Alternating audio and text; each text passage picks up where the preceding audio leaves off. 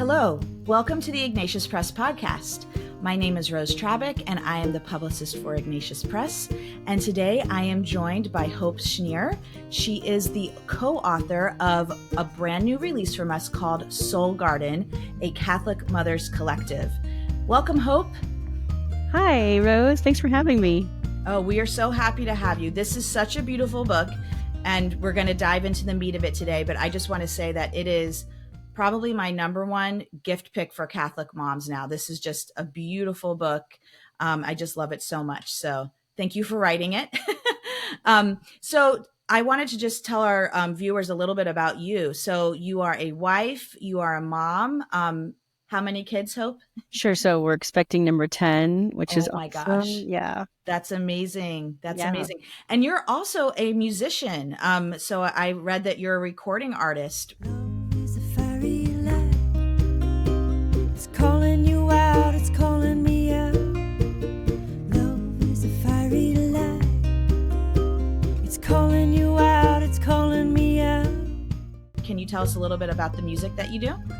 Yeah. My husband and I met in college, and I love music and I love songwriting, but I always kind of anticipated once I became a wife and mother that would go to the wayside. And it's always so cool to see what God does in your life when you surrender things that you love and watching him kind of give those things back to you.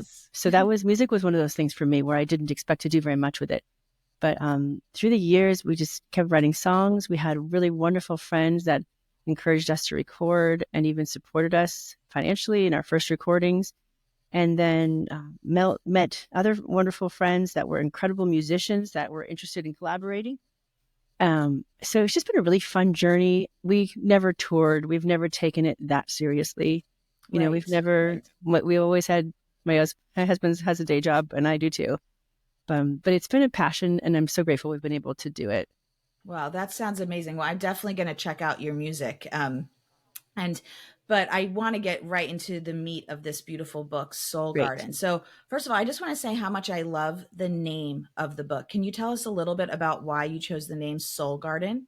Yeah, I'd actually would love to quote my co-author editor, Saya Hoy, for this one, because she just recently wrote an excerpt about that exact question for our journal. So Soul Gardening Journal came first. It was originally a blog under a different title. We moved toward a journal once we realized that, we didn't want to be on screens. We didn't want other women we were trying to encourage women to get off screens.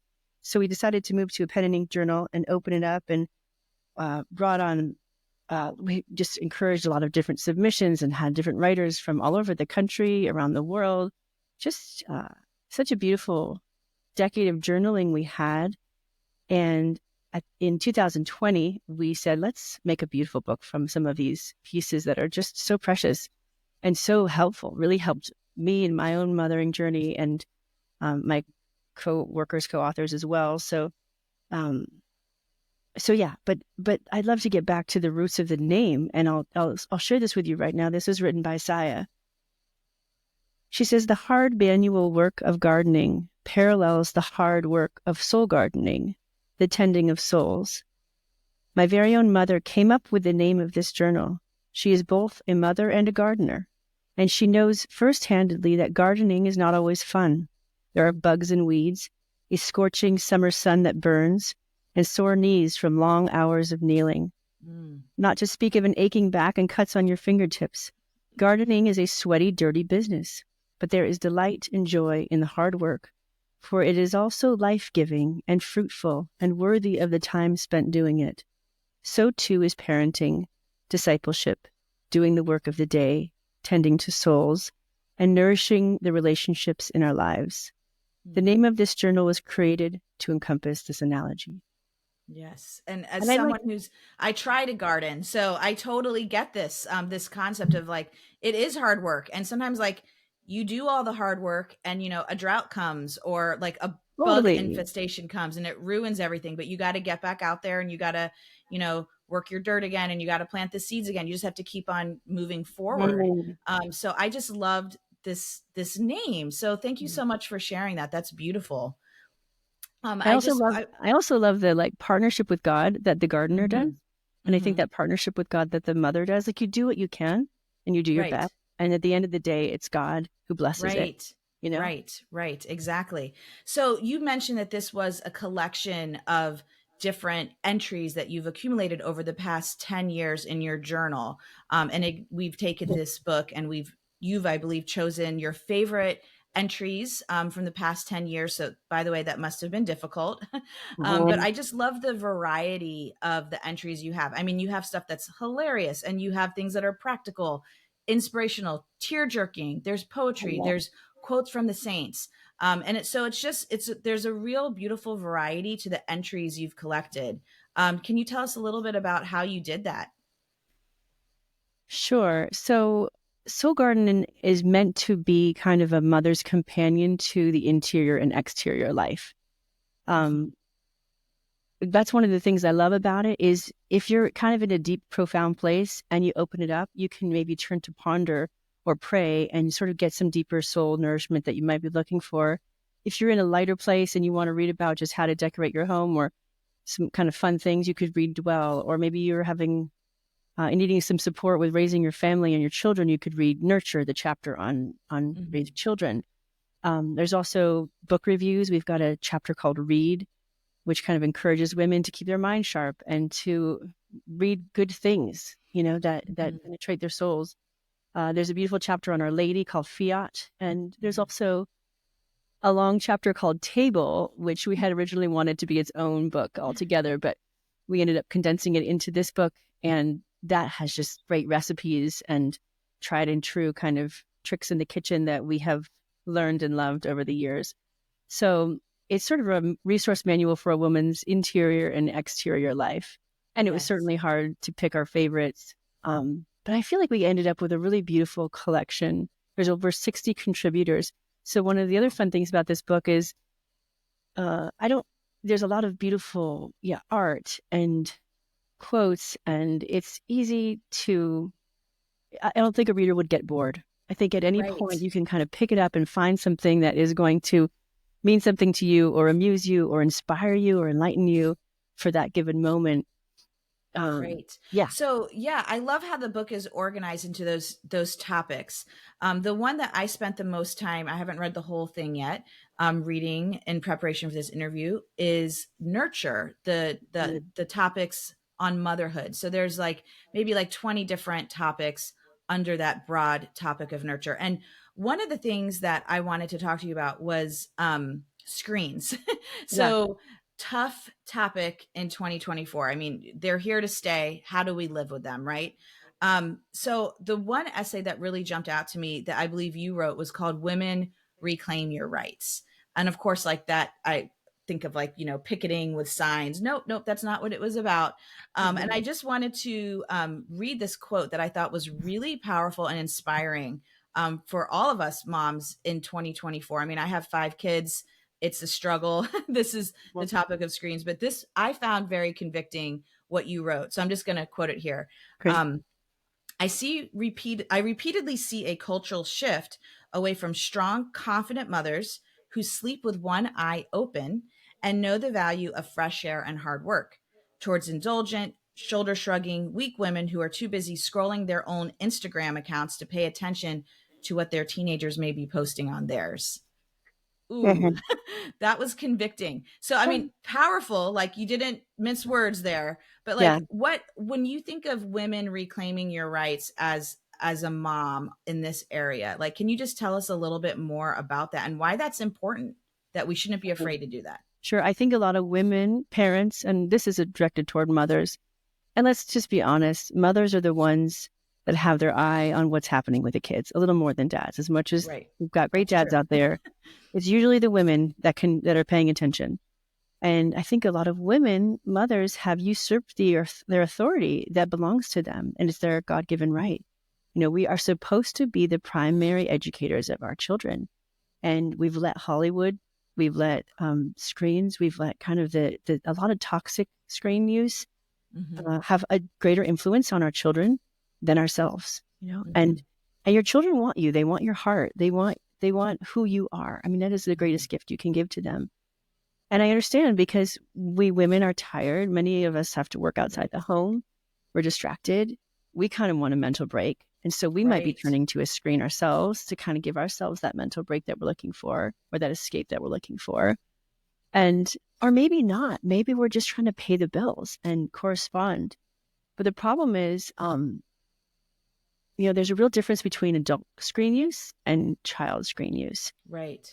Adults can go either way. We can binge and we can do unhealthy things on the internet, or we can do productive things on a computer, which many of us, maybe do a little bit of both.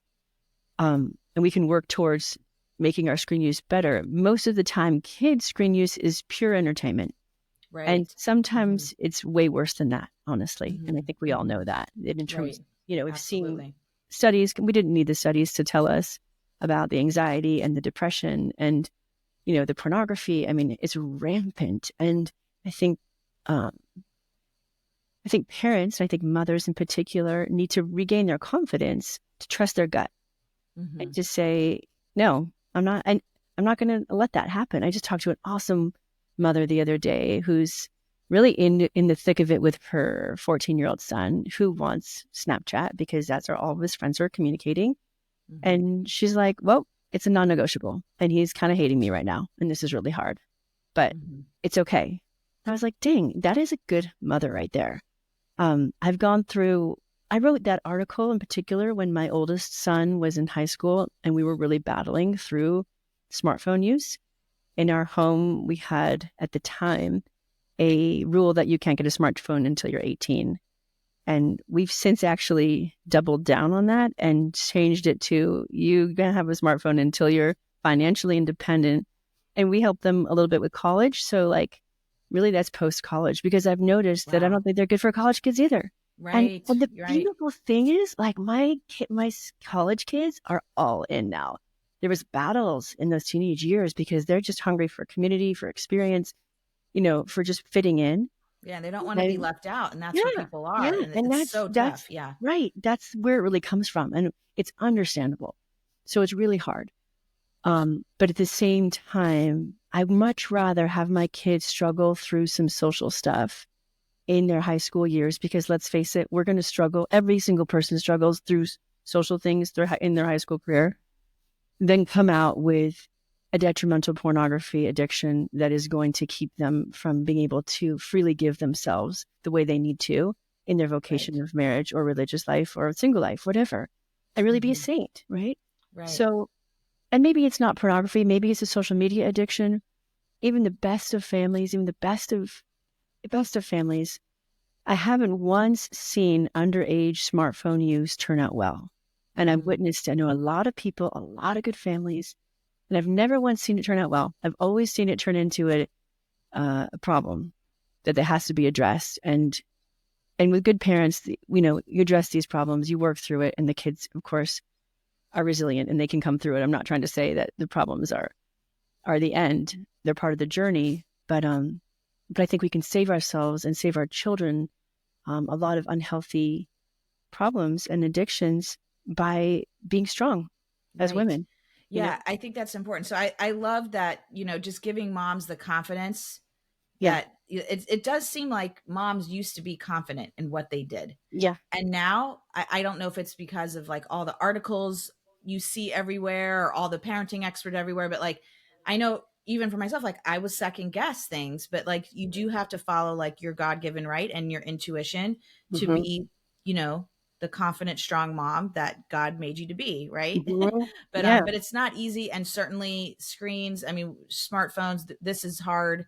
And so I appreciate, kind of hearing your perspective on that. And I did find that quote in that article inspirational.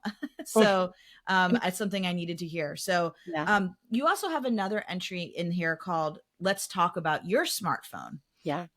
Which I thought was great because I think, as adults, we have to try to be the example. And you had 4 tips in there, and maybe, I don't know if you want to maybe share a couple of them. Sure. So that one was more geared toward our own smartphone use, because I noticed it was interesting to do my first chapter of parenting without a smartphone, and then having that enter my life and see how my ability to be present had changed with my children. And that Right. kind of scared me. I was like, oh, I Right. was present with my older boys, stomping in mud puddles and loving them and drawing and watercoloring. I was there. I was there. I was in. And the distraction, the pull, I mean, we all know they make these things to addict us. And so Right. feeling Exactly. That's that, how they're created. It's yeah, it's not a right, coincidence. They're right, literally made to do that. So right, knowing that, I think, is half the battle. And you give these kind of strategies in this article that I thought were really great. right, Um, right. So, yeah, so one of those was to always remember that people in the room are more important than people out of the room. I love And that. that That's can be powerful. hard. Yeah. Hmm. Because sometimes the people in the room don't even speak proper English yet. It's so Right. sometimes The that's hard. toddlers. Yes. Yes. But always to give them precedence and always to kind of remember that everything else can wait. And a really good question to ask yourself too is just like, can it wait? And Right. usually it can. Usually it can. Sometimes it can't. Sometimes you need to attend to something and that's fine. But usually it can wait. So asking yourself that question.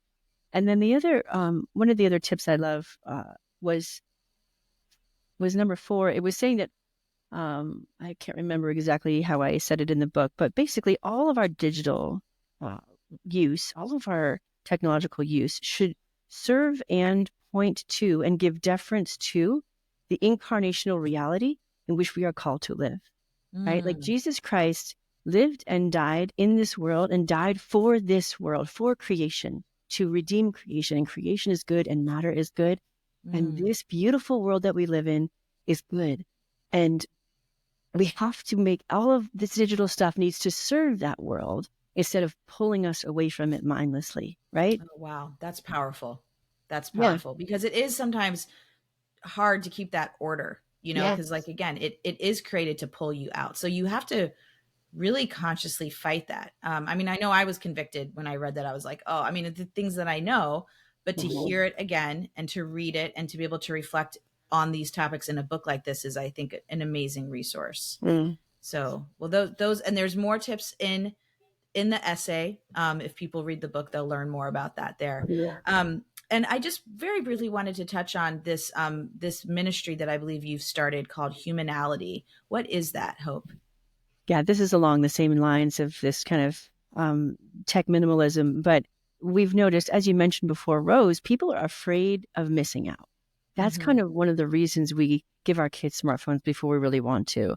Or, the reasons that like, okay, fine, just get on all these platforms because that's how your friends are interacting. Right. And we started working with college students and we found that a lot of them were really hungry for freedom from these things, but Hmm. they wanted to do it with other people and not by Hmm. themselves. And I read a study, it was awesome. They polled high school students and asked them, do you think that your parents and your grandparents had a better high school experience and childhood experience than what you're having? And the majority of them said yes. They overwhelmingly actually said yes. Wow. And then they That's said, do you amazing. think this has to do with smartphones or, technology? And they said yes. And then they said, would you be willing to give up your smartphone or your device? And they said no. And what shows is, and then it said, sorry, last question, do you wish that everyone, all of your peers, that they didn't have them? And they said yes. So it's like everyone, they don't really want to give it up because they're afraid of missing out, but they actually wish deep down that like, yeah, I wish we were just out riding bikes and messing around. And my parents have all these cool stories of like Hmm. what they would do. And here we are just Hmm. sitting around playing video games and I want to live. Like they want to Right. live deeper and more incarnate lives. It's just, they don't want to miss out. So Right. we started working with college students, and the main thing we're doing right now with Humanality is working on college campuses. Andrew Laubacher is a fantastic young man who is the executive director of the movement right now, and um, he's developing communities on college campuses. These clubs of students that a lot of them get rid of their smartphones and just choose Mm. for a dumb phone. Some of them grayscale and dumb down their iPhone, but there's a lot of it's not just a negative kind of conversation. It's also a positive conversation like, hey, let's go stargazing. and Oh my let's gosh, that's go. awesome. Yeah, let's Without a go. phone, Yeah, without using that app to find the stars. Let's totally, actually look totally. at the stars. Yeah, totally. That's beautiful. I love Yeah, that. yeah. Or like, And how do where we can dive deeper? people Yeah. learn more about if they're interested in learning more about Humanality? Like, Yeah, do you you can go guys to have a website? humanality.org. That's the website.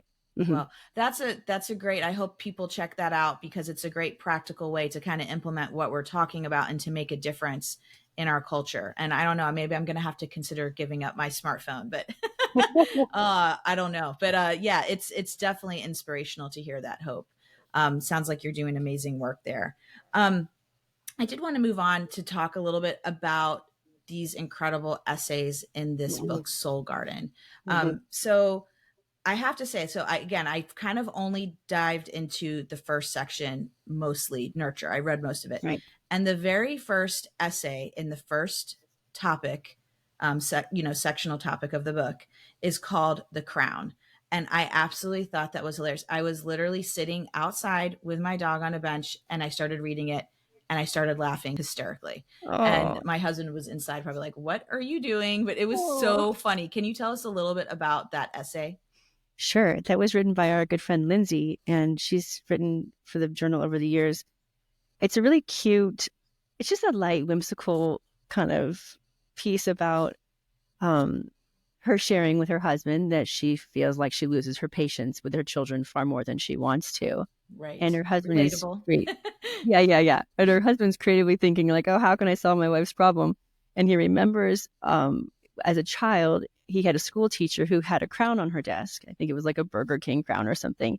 And she would put it on her head every time she wanted the children to leave her alone for a few minutes. So they would come to the desk and like, oh, turn around, teacher's got her crown on. So her husband and she fashioned like a beautiful laurel crown as a nod to their Greek heritage. And so she says, like, if I'm sewing or if I need a minute or if I'm reading or if I want to have a few quiet minutes in the kitchen while I'm cooking, I put my crown on. And the kids look at me and they know to turn right around and come back Right. later. Yeah, I love she was like, I just point to the crown, like Yeah. crown is on.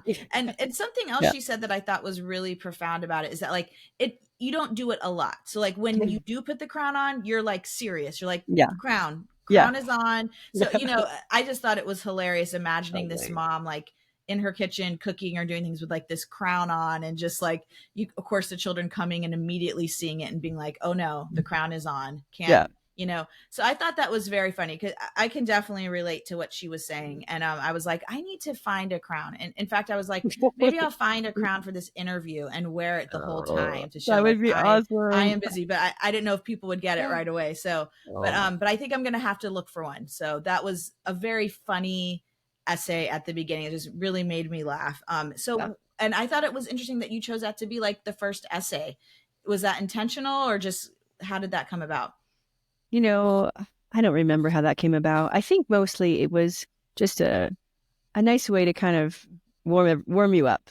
Right. And Come then on in. you dove right into the women reclaim your rights after Yeah, that. So it like was there's like some pretty intense lighthearted, topics. serious, Yeah, convicting. So yeah, that was great. yeah. So do you have a favorite essay or two that you want to share? I know I have a couple marked, but I wanted to hear what your favorites. I mean, not that you can Sure. choose a favorite, but ones that you'd like to highlight. Yeah, I would love to just read a couple excerpts if there's time for that. So, one of my favorites, I think about it a lot. It comes back to me. Um, it's called Jug of Oil, Sack of Meal. And I'm going to read just a bit from this. The author, her name's Kate Casino, and she's kind of musing on she's a working mother. She's kind of confronting burnout, and she's musing on her need, for some me time. And so she kind of indulges that need for me time, and she, spends time kind of like whatever, laying around, eating chocolate, watching stuff on TV, trying to kind of recover. And she finds that she feels just as depleted as before. Mm. So I'm going to start reading right here. She said, "What if instead I had thrown myself into work? brainstorming for fresh ways to help my clients reach their goals. What if I had completed my chores with extra care, tried a new recipe written to a friend instead of surfing the net, spent an extra half an hour settling my children down instead of rushing off to kill more empty time on my own? So that's what I decided to try the next 2 days. I wasn't sure I could. I felt I had nothing left to give. I was afraid to loosen my grip on the little bit of me I thought I had left. But being miserly with myself had only bred resentment that I couldn't get even more space, more sleep, more time. My kids deserved better than that, and so did my clients and friends. The least I could do was give them the little I had. So I poured myself out. And as I did, I found that, like the widow at Zarephath, my jug of oil didn't run empty, and my bag of meal was sufficient for each day. It runs counter to the laws of conservation that govern the physical world, doesn't it? Energy in, energy out. Did I really ever think I could become a great soul by consuming more, the way I become larger by eating more? But I should know better by now. I have been happy while in pain, happy in the midst of grief, happy and struggling to keep up with life's demands. Motherhood and marriage have demanded so much from me, so much more than I would have ever thought I had in me. And yet I've looked up from years when life's challenges demanded everything, and I had found more me at the end than there was to begin with. Wow. Isn't that awesome? And that is amazing. And what, and you know, you can really confirm this because you have 10 children, soon to be 10 children. Yeah. I mean, you're a busy mom. You've got a lot going on. So that's a beautiful reflection to share. And that was called again, Jug of Oil. Is that right? That's called Jug of Oil, Sack of Meal. Yeah. Okay. That is amazing. So, wow, that's powerful. Thank you for reading that. Yeah. Can I share one more? Sure. Absolutely. I'm going to go read these afterwards too. Okay, good. Because like I said, I've only read the first section. So no, this is fun. And I can relate to what she's saying for sure. Yeah, I totally. Think most moms I think we all can. Yeah, right. You just want to go like have some chocolate and just veg out. Yeah. It doesn't make you feel better in the end. It doesn't really help with the burnout. So what does, you know? Yeah. So right. I love that. I love what she wrote there. It's beautiful. This is a poem. It's called Staying Home. It's by Heather Kellis from South Carolina. And I just love this poem. I'll read it quickly. I set fire to intolerance with the toddler's game. Explore bigotry with careful diaper changes. Drive out loneliness with my soft, warm breast. Rebuke chaos with every washed dish. Silence stupidity with a tender caress. Blow up selfishness with a lullaby. Chase away fear with the push of a swing. Shake the house of poverty with every laundry load. Fight doubt with nursery rhymes. My motherhood sets a future ablaze. That is beautiful. And I did read that in there. And that also jumped out to me because I was like, wow, that's something that you could almost like type up and put on a plaque in your home. Totally. It's because, incredible. you know, as you're going through those kind of seemingly mundane, you know, things that you do. And I think my favorite one was, you know, chase out fear by pushing a kid on a spring. You think about that, like how those little things that you do, like taking your kid out and pushing them on a swing when they're upset, how powerful they are. Yeah. And they seem, again, it's just the most ordinary thing, but you really are doing something incredible when you do that.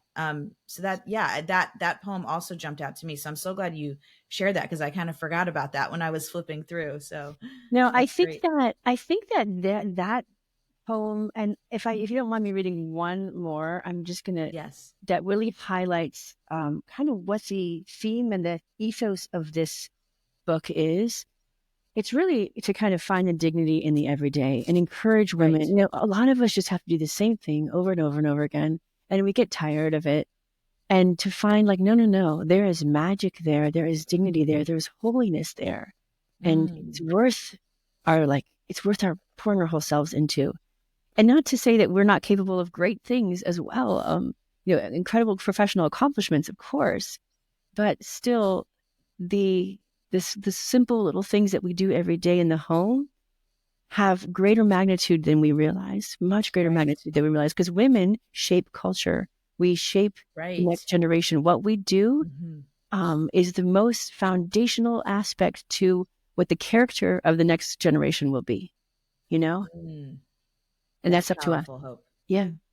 So let me read this last little part I love. So this is by one of our co-writers, Mary, and this is just beautiful. She starts by quoting another book. So here's her quote. Any work you do for a selfless purpose without thought of profit is actually a form of prayer. Do we not hallow places by our very commitment to them? End quote.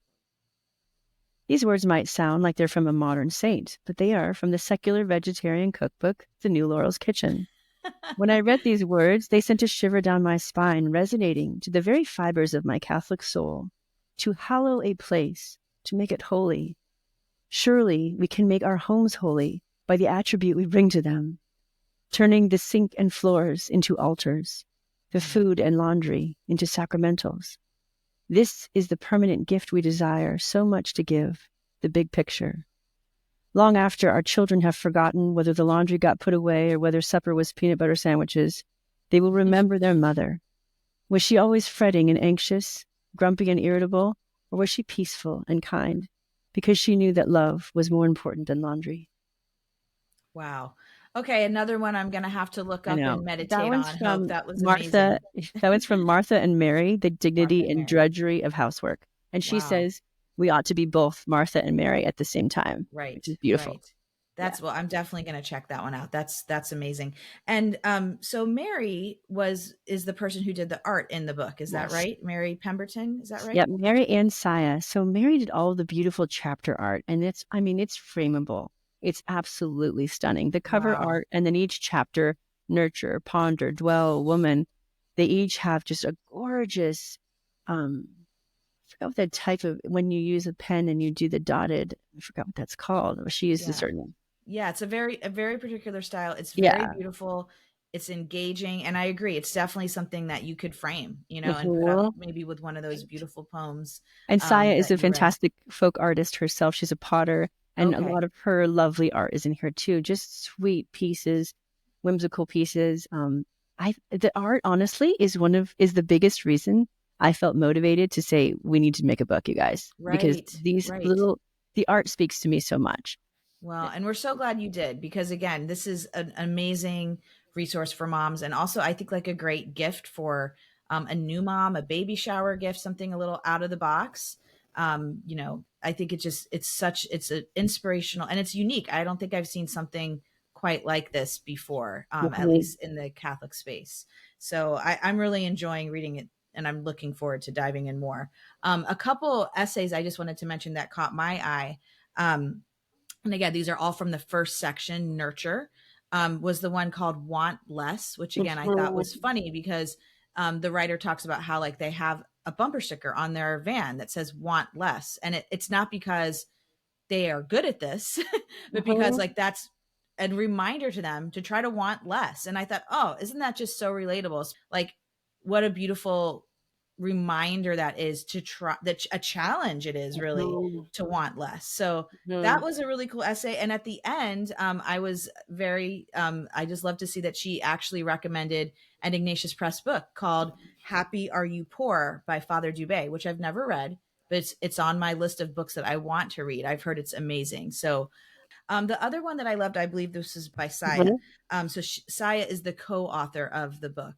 And so it's called A New Kind of List.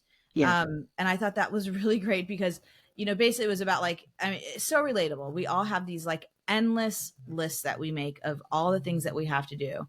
And she, gave an example of that.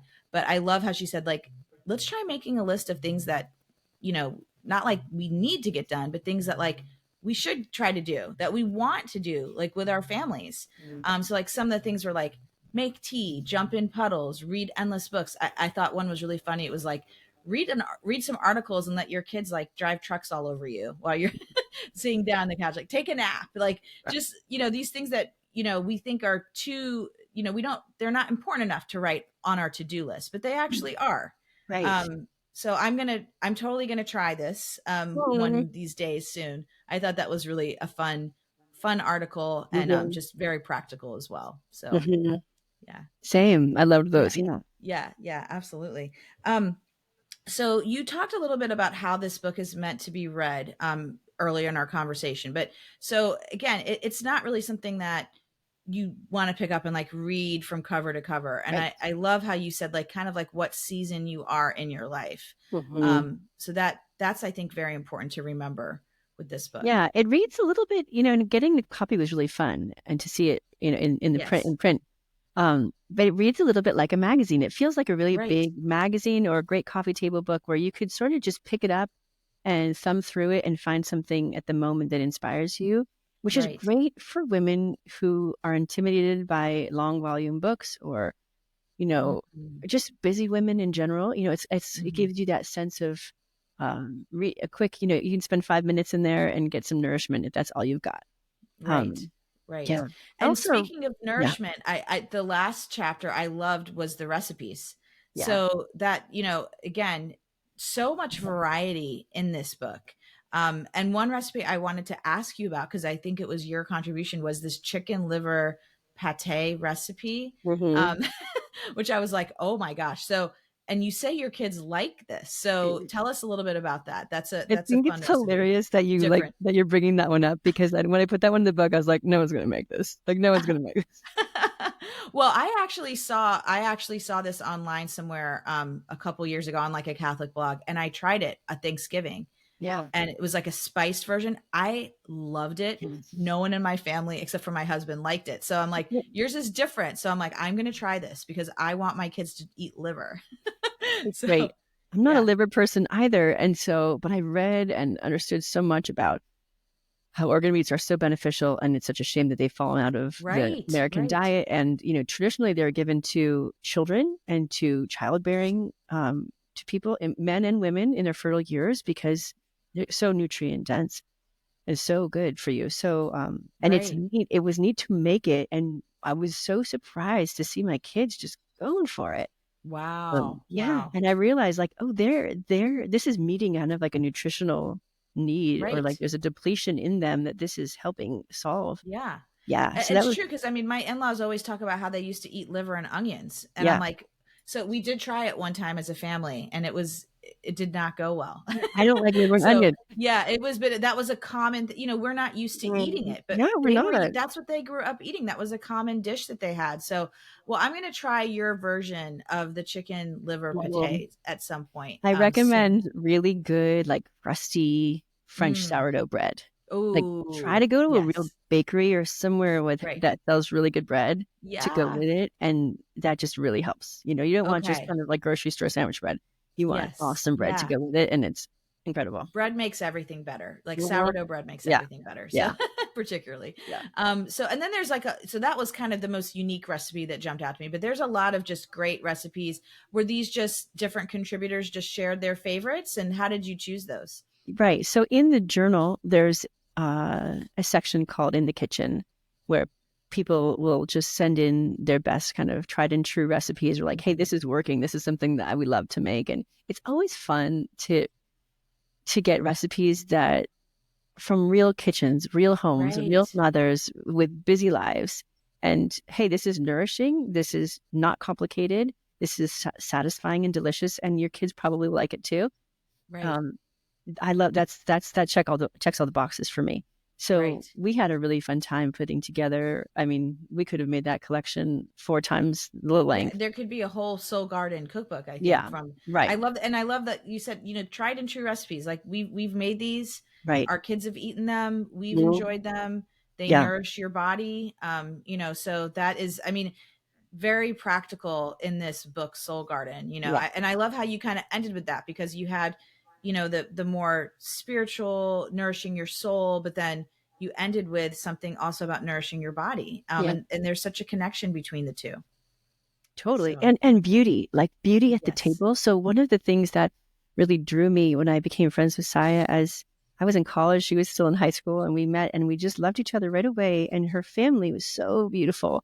But they would have us over for brunch, and there would be fresh squeezed orange juice, like homemade seed bread, like the most Wow. beautiful tablecloth. And compared to what you're eating in a college cafeteria, I just thought I had died and gone to heaven. And, Of course. and my parents are wonderful cooks too, and really loved, farmers markets and really really great ingredients and fresh cooking. And so it was something we bonded over. Whenever Saya would share a recipe with me, I knew it would be good, or vice versa, Right. So it was fun to kind of put that collection together with other people that, just had that gift in the kitchen even more than we do. So that was fun. That is beautiful. Well, I love that section. I'm looking forward to trying some of the recipes in there. Well, So Hope, is there anything that you want to say as we're wrapping up here? Any parting words of wisdom as a mom of soon to be 10 children, or anything that you hope that people get from your book, Soul Garden? Yeah, that's a great question. I'm just so grateful to have been a part of this project, because there's so many beautiful voices to hear from. And one thing I think that a lot of women crave, myself in particular, is to reclaim this domestic heritage that had been passed down generation to generation, mother to daughter, sister to sister. And there's so many wonderful benefits of modern society, but I think one of the losses is that we sometimes feel like we're on our own, or trying to reinvent the wheel. Right. Yes, and definitely. And so this book aims to kind of help solve that problem just a little bit, and to create that kind of encouragement that we women are looking for, and also just practical advice that we women want. Like, how do I do this? What am I doing? It's scary to be a parent, and especially when your first few children, you're trying to figure it out and you haven't quite established your own family culture. So this is hopefully going to be a resource that will inspire women and really just be a sharing. There's a lot of different voices here. So there might be a voice that you go, nah, I don't like that one. But there might be one that really touches you and you go, I really love what this author's saying here. This is really resonating with me. And we women need to have these conversations. We need to be there for each other. We need to reclaim sisterhood. Sometimes I notice that women, we can be competitive. Just like kind of the mean girls high school kind of attitude can kind of come out even in adult women. And the antidote to that competitive, jealous, envious kind of stuff that honestly I think even social media can exacerbate. But the antidote to that is sisterhood. To see women as your sisters, and to encourage them and to delight in them. And Saya has always had a very deep devotion to the mystery of the visitation of Elizabeth and Mary, and that joy that they experience in each other's company. And it's inspired me. Elizabeth, I always think how she wasn't envious that she kind of didn't get to have the Son of God. She had this other guy who was also awesome, of course, but she was just delighting in what God was doing in her cousin's life. Right. We women need to delight in what God is doing in one another's lives, and support each other and cheer each other on, because it's not easy. Right. And really be there for one another. So that this book Hope seeks to do that in a limited way, but in a really profound way at the same time. Well, that's wonderful. And I love that, thinking about the visitation. That's just a beautiful reminder. And so I hope that everybody checks out this amazing book, Soul Garden. It is available at Ignatius.com. And again, this is going on my list. I'm going to buy multiple copies, so I have it ready here for like baby showers, particularly, because I think sometimes we forget about the mom, having a baby. Like, this is a great new mom gift. It's a great Christmas gift. And again, it's available at Ignatius.com. So Hope, thank you so much for joining us. I really enjoyed this conversation. I'm in awe that you're having your 10th child and you find time to do stuff like this. And I just wish you the best with that. Thank you so much, Rose. You're delightful. Thank you. Thank you so much. And we'll see you soon, hopefully. Right. Another book maybe down the road. Okay. God bless you all at Ignatius. Thank you, Rose. Thank you.